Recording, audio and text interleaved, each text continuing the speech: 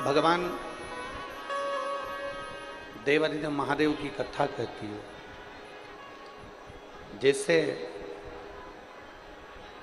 कहीं जाते हैं तो 2-4 जोड़ कपड़े लेकर जाते हैं। शादी में गए, विवाह में गए, या कहीं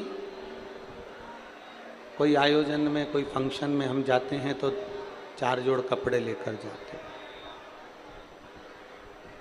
बोलो, जाते हो कि नहीं जाते हो? जम के तो बोलो, जाते हो ना?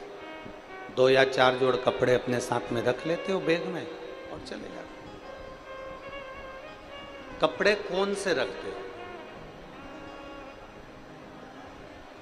अगर हम शादी में जा रहे हैं, कोई फंक्शन में जा रहे हैं, कोई रिसेप्शन में जा रहे हैं, या कहीं पर भी हम जा रहे हैं तो हम 2-4 जोड़ कपड़े रख कर ले जाते हैं जो अपने ऊपर ठीक लगे। हम वो कपड़ा लेकर जा रहे हैं जो अपने को ठीक लगे, जो अपने को श्रेष्ठ लगे।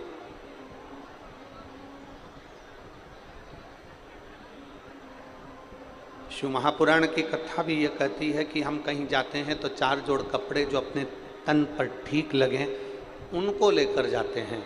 उसी तरह शिव महापुराण की कथा कहती है कि अपनी पूरी जिंदगी में, अपने पूरे जीवन में कोई 4 लोगों का संग ऐसा कर लो जो आपका मार्गदर्शन करते रहें और आपकी जिंदगी को ठीक चलाते रहो।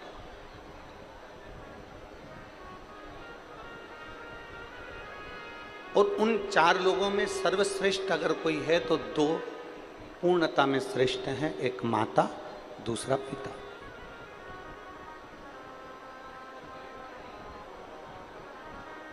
अगर माता पिता का मार्गदर्शन हमारी जिंदगी में है, माता पिता का मार्गदर्शन हमारे जीवन में है, तो ये निश्चित मानकर चलिए कि आप जिंदगी में कहीं उलझ नहीं सकते। अगर उलझ भी गए तो माता पिता के वचन से और आशीर्वाद से सुलझ कर आगे बढ़ ही जाए, ये निश्चित बात है।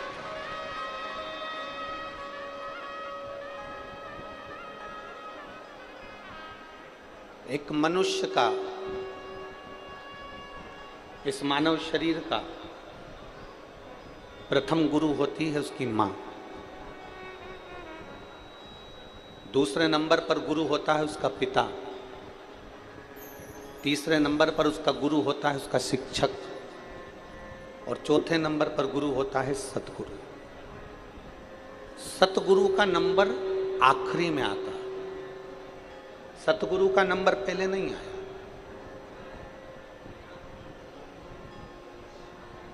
जिस गुरु से आप गुरु मंत्र लेते हो उस गुरु का नंबर चौथे नंबर पर है, आखिरी, उसका पहला नंबर नहीं। सबसे पहला नंबर अगर किसी गुरु का आता है तो वो हमारी माँ का आता है, माता का आता है। पहला गुरु कौन है? जम के बोलो, माँ। दूसरा गुरु कौन है? आवाज नहीं आ रही, जम के बोलो, पिता। तीसरा गुरु कौन है?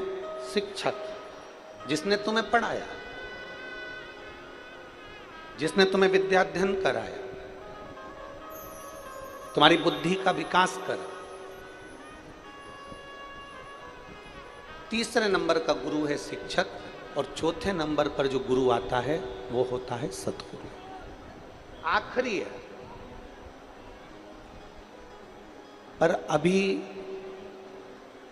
जो वर्तमान की स्थिति देखी जा रही है, अभी जो वर्तमान का समय देखा जा रहा है, इस समय में लोग जो चौथे नंबर का गुरु है उसको पहले नंबर पर ले आए, और जो पहले नंबर का गुरु है उसे चौथे नंबर पर पहुंचा दिया।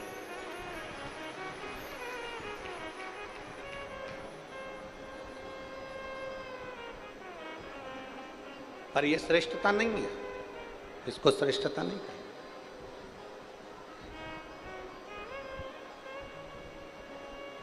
चौथे नंबर का गुरु है सतगुरु, और पहले नंबर का गुरु है हमारे घर में रहने वाली बुजुर्ग माँ।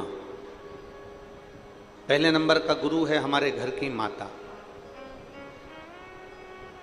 आज दुनिया के लोगों ने चौथे नंबर के गुरु को पहले नंबर पर लिया है और पहले नंबर के गुरु को चौथे नंबर पर बिठा दिया। आज के जमाने में कोई गुरु आया तो उसको तो लड्डू खाने को मिल जाएगा, पेड़ा खाने को मिल जाएगा। कोई गुरु आया तो उसका तो बहुत सम्मान हो जाएगा, पर घर में जो पहले नंबर का गुरु है माँ और दूसरे नंबर का जो गुरु है पिता, उसका आदर नहीं हो पाता। पर शिव महापुराण की कथा में सबसे पहला आदर अगर किसी का बताया है तो वो अपने माता और पिता का बताया।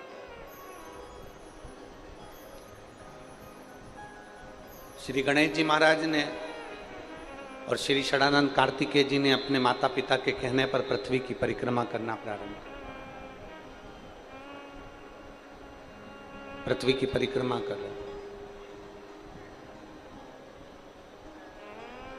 भगवान श्री गणेश जी महाराज और षडानंद कार्तिकेय जब पृथ्वी की परिक्रमा करने के लिए जाते हैं तो षडानंद कार्तिकेय तो मोर पर बैठकर पूरी पृथ्वी का भ्रमण करते हैं, परिक्रमा करते हैं।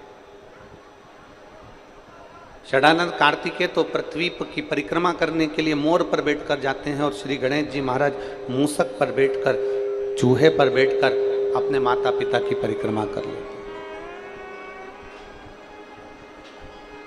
अपने माता पिता की परिक्रमा कर रहे हैं।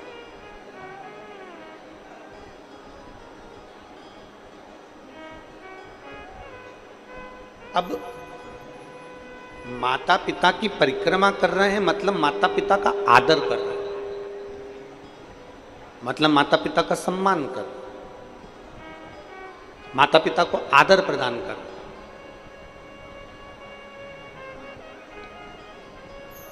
कार्तिकेय जी मोर पर बैठ कर गए, पूरे पृथ्वी की परिक्रमा कर कर आए और गणेश जी महाराज ने अपनी बुद्धि का परिचय दिया और अपने माता पिता की परिक्रमा कर। परिक्रमा जैसे ही पूरी हुई, षडानंद कार्तिकेय जी तो अभी पहुंचे ही नहीं थे और गणेश जी महाराज ने अपने माता पिता की परिक्रमा कर ली और परिक्रमा करते से ही भगवान शंकर जी ने उन्हें वर प्रदान कर दिया कि तू प्रथम गिनती में आए।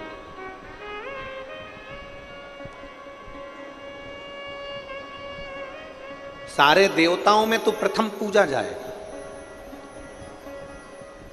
तेरी गणना प्रथम गिनती में करी जाएगी, तुझे प्रथम गिनती में गिना जाएगा। सब दूर तेरी प्रथम गिनती में तुझे आदर दिया जाएगा, सम्मान दिया जाएगा, सत्कार दिया जाएगा और तू गणों का अध्यक्ष हो गया और तेरा नाम गणेश हो गया। अब जैसे ही श्री गणेश जी महाराज को वर प्राप्त हुआ, इतनी देर में षडानंद कार्तिकेय जी का आगमन हुआ और षडानंद कार्तिकेय जी का आगमन हुआ और षडानंद कार्तिकेय जी ने देखा कि मेरे भाई श्री गणेश जी महाराज को, जो मुझसे छोटा है, वो गणेश जी को प्रथम गिनती का वर दे दिया गया। प्रथम गिनती का वर उसको दे दिया गया। अब कार्तिकेय जी पृथ्वी की परिक्रमा कर कर जैसे ही आए, आते से ही अपनी मां के हृदय से लगकर रोने लगे। जरा शिव महापुराण का ये चरित्र अपनी जिंदगी में उतारिएगा। कई लोगों के मन में एक प्रश्न आता है कि शंकर जी की पूरी परिक्रमा क्यों नहीं होती,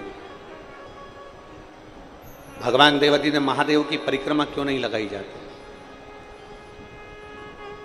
भगवान शंकर की परिक्रमा पूरी क्यों नहीं करी जाती, आधी परिक्रमा कर कर वापिस क्यों लौट आते हैं।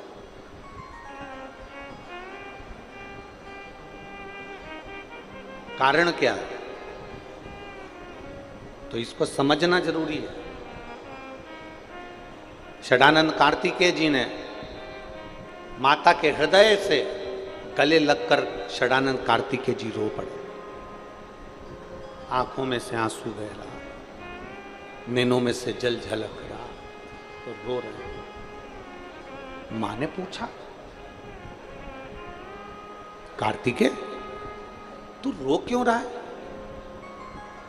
तेरे रोने का कारण क्या है, तू रो क्यों रहा है, तेरी आंख में आंसू क्यों है, तेरे रोने का कारण क्या है। षडानंद कार्तिकेय जी ने कहा, मां माता पिता ने मुझसे कहा था कि पृथ्वी की परिक्रमा कर कर आओ, तो मैं पृथ्वी की परिक्रमा करने के लिए गया। माता पिता ने मुझसे कहा कि तुम पृथ्वी की परिक्रमा करने जाओ, तो मैं पृथ्वी की परिक्रमा करने गया। गणेश जी ने बुद्धि का परिचय दिया और आप दोनों को प्रसन्न कर कर, आप दोनों की परिक्रमा कर कर आपसे वर प्राप्त कर लिया। मां, सत्य बताना। माता पिता ने ये नहीं कहा कि हमारी परिक्रमा करो, माता पिता ने तो पृथ्वी की परिक्रमा का कहा था, तो मैं पृथ्वी की परिक्रमा करने गया। गणेश जी महाराज ने पूरे ब्रह्मांड को अपने माता पिता में देखा। पूरे ब्रह्मांड को गणेश जी महाराज ने अपने माता पिता में देखा, इसलिए उन्होंने परिक्रमा कर ली।